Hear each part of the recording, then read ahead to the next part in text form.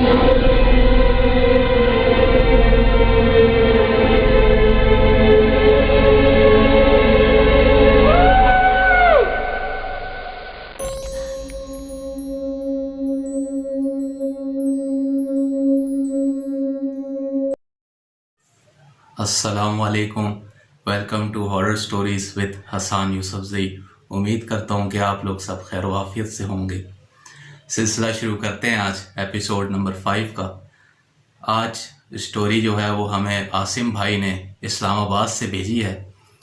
आसिम भाई बताते हैं कि आज से तकरीबन 5 साल पहले की बात है। उस टाइम ये इंटरमीडिएट के स्टूडेंट थे और इनके दादा का इंतकाल हुए अभी कुछ ही अरसा हुआ था। तो इनकी हैबिट ये थी कि ये और इनके वालिद साहब नमाज जुम्मा के बाद अपने दादा की कब्र पे फातिहा ख्वानी के लिए जाया करते थे। अब एक रोज़ ऐसा हुआ कि इनके वालिद साहब को बिज़नेस के सिलसिले में आउट ऑफ स्टेशन जाना पड़ा। तो आसिम जो थे इन्होंने हस्बे मामूल जुम्मे की नमाज अदा की और ये अपने दादा की कब्र पे फातिहा ख्वानी के लिए चले गए। तो ये बताते हैं कि अभी ये अपने दादा की कब्र पे फातिहा ख्वानी करके फ्री हुए तो इनकी अचानक नज़र पड़ी तो दादा की कब्र से 4-5 कब्रों से दूर एक पेड़ था और उस पेड़ के साए में 3-4 कब्रें थीं और शेड, और उन कब्रों के ऊपर शेड लगा हुआ था। और शेड जो था वो जालियां लगा के कवर किया हुआ था और उस पेड़ के बीच में जो है बताते हैं कि एक पतंग लटकी हुई थी। तो इनको पतंगबाजी का बहुत शौक था उन दिनों में, तो इनको ये चीज़ बड़ी अट्रैक्ट की। इन्होंने सोचा क्यों ना इस पतंग को यहाँ से हासिल किया जाए और शाम के टाइम जो है वो जो पेचाबाजी होती है वो की जाए।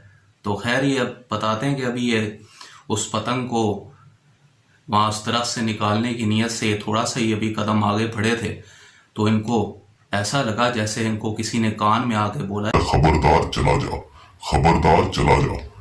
इन्होंने आसपास देखा, इधर उधर देखा तो इनको कोई भी नहीं नजर आया। खैर इन्होंने इस चीज़ को इग्नोर किया और ये उन कब्रों की तरफ गए, शेड के ऊपर चढ़े और वो जो पतंग थी वो बताते हैं कि उस शेड के ऊपर जो टहनी थी उसके थ्रू उस टहनी के ऊपर चढ़े और उस टहनी से दूसरी टहनी की तरफ गए। उससे नीचे शेड वेड कुछ नहीं था और वो पतंग जो थी वो उस तरफ उस टहनी के ऊपर थी बेसिकली।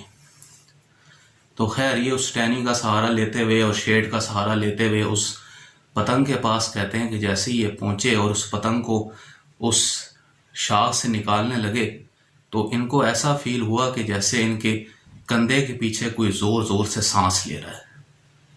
इन्होंने जैसे ही पीछे मुड़ के देखा तो ये क्या देखते हैं कि सफ़ेद रंग के जुबे में, जिस तरह अरबी लोग जुबा नहीं पहनते उस तरह का जुबा, और उस पेड़ के ऑपोजिट साइड पे जो पेड़ था वहाँ पे एक बूढ़ा सा शख्स बैठा है जो टहनी पे बैठा है और उसकी टांगे जो हैं वो नीचे ज़मीन तक लग रही हैं और उसकी वाइट दाढ़ी बड़ी बड़ी और वाइट बताते हैं जुल्फ़ें, और जुल्फ़ें ऐसे जैसे भाप इस तरह उड़ रही वो जुल्फ़ें, और वो इनको इंतहाई गुस्से के साथ देख रहा।